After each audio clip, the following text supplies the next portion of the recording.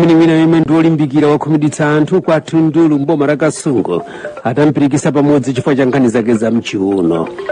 Mwamuna wina kwa Kaleso mboma la Zomba wakhaula ana ake omwe akhala akubereka osiyanasiyana madera osiyanasiyana akuti mpakana na mlanda za mgulosale mkuluyo. Ndipo amayi ena angapo apabanja kwa Mologeni ndi alamfumu Katunga mboma la Chikwawa nakutengana ndi mkulu wina yemwe wagula kumene njinga yake yakapalasa.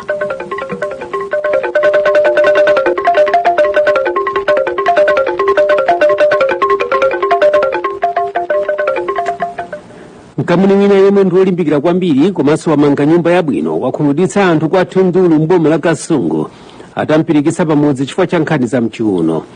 Mwazina mwamunayo ndi osamala ndi odyetsa kwa paja pali mawu woti mtima wanzako mtsidya lina mwamunayo nkhani za mchiuno zamuyipitsira mbiri.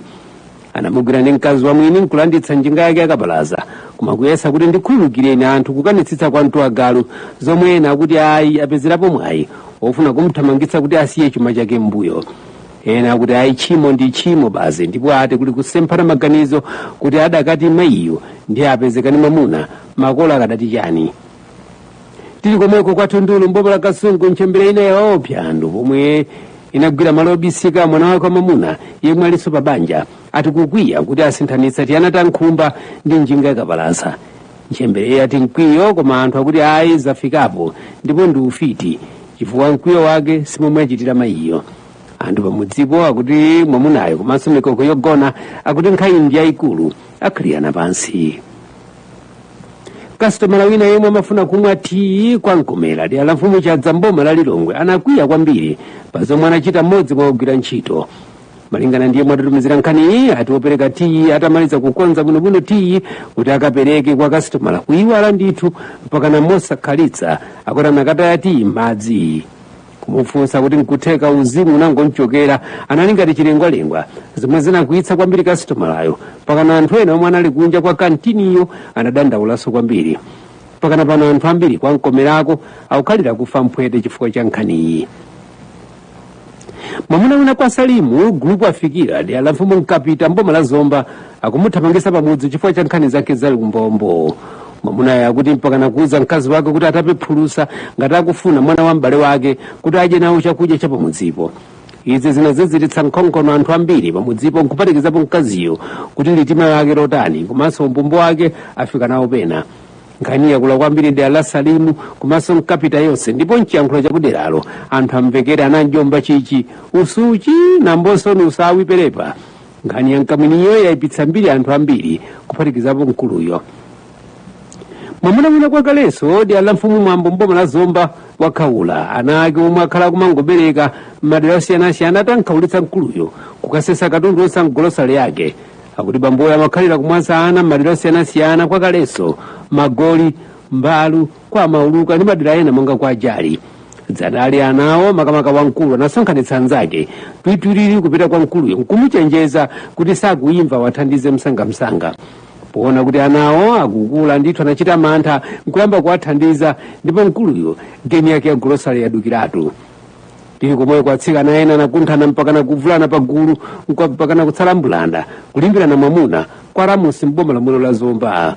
Winayo ali pabanja winayo akuti sali pabanja mpakana anthu ndindindi ena mbali mwekumajambula zithunzi.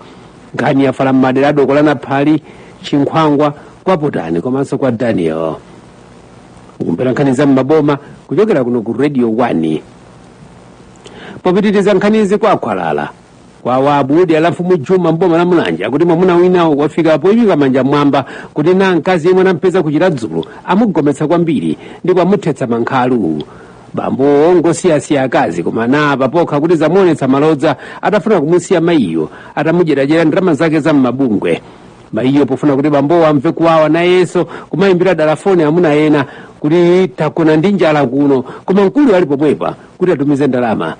Nkhani sinathe bwino mpakana kwa mafumu ndipo nawo ina wakulira kwambiri. Nkhani yavuta kuchira dzuluko koma kwawoko kwa Wabu mkuluyo akuyenda mwa manyezi kwambiri. Apapa wanenetsa chekechekethwa kuti wachirapa wakumana ndi amayi anzeru zawo zina. Pansika wa General mboma la Zomba nyakwawo ina anthu anayigwira pakhosi ndipo kukhala mwa manyezi kwambiri itagulitsa thumba la mpatata kwa makasitomala awiri mwadala kuti ati akokere. atachita izi anasamuka msanga pansikapo kuti adzituluka koma anafikira m'manja mwa adani ndipo anangoyasama kukama kwinapo akutuluka dovu mkamwa kusowa poyambira. Ena anati angomukuntha amusende kumsana koma ena anamuteteza mkuluyo poganizira kuti msinkhu wake adakangofera m'manja. Nkhani ya Nyakwawa utambwaliyo yafala kwambiri madera Nthupwa, Bero, Namadzi mpakana kwa Ndanga. Bambo atamugwira anayankhula maso muigwa kuti amafuna akokere. Boma la Machinga kwa Justin de la Mfumu Ntumwinda bambo wina wa mitala akuti ali muululu modzi mwa akazi akatamuswa mpakana kumthyola nsagwada ndi nthiti. Akuti kunali kuvutana bambo amati atenge ndalama za mayiyo zomwe anavutikira kwambiri kugulitsa mzimbe. Cholinga chake kuti akapereke mkwankomwe kwa mkazi wina.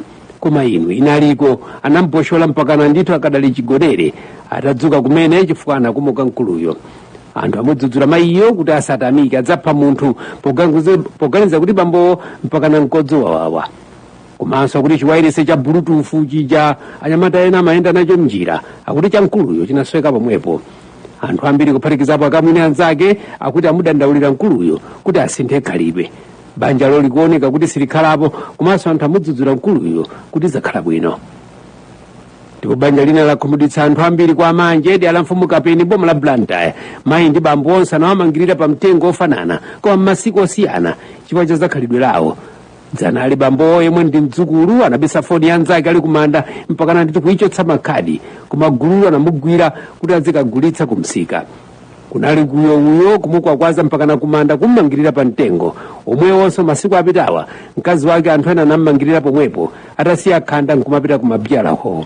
Yemwe atatupizira nkhani yakuti banjalo njomvetsa chifundo chifukwa mayiyo akuyenda zake pamene bambo atumakhalira kubaza anthu.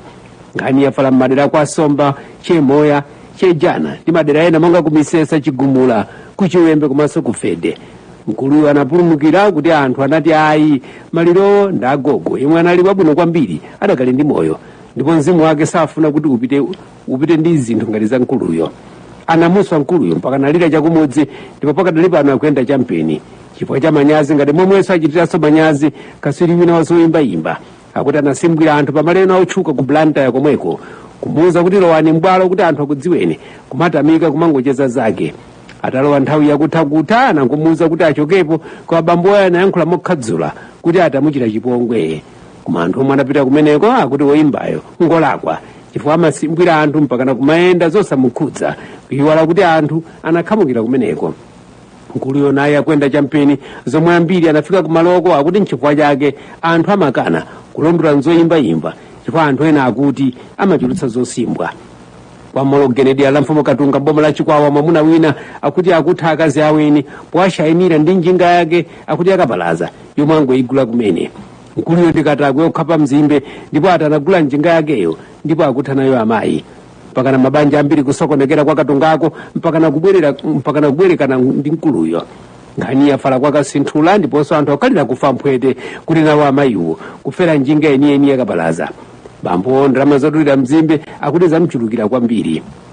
Pomaliza nkhanizi nayinso mitu yake. Mkamuni wina yomwe ndiolimbikira kwambiri komanso amanga nyumba yabwino akhumudwitsa anthu kwa Tunduru mboma la Kasungu atampirikitsa pamudzi chifukwa cha nkhani za mchiuno.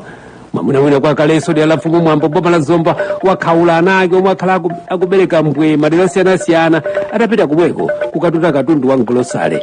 Ndipo amayi ena angapo apabanja kwa Molo Kennedy ala Mfumu Katunga boma la Chikwawa akuti akhumudwitsa anthu posokoneza mabanja kufera mkulu wina yomwe agula njinga yake akapalasa yatsopano. Nkhani za m'maboma za lero ndizo mwezi ndite Kizito Kachapira. Usiku wabwino.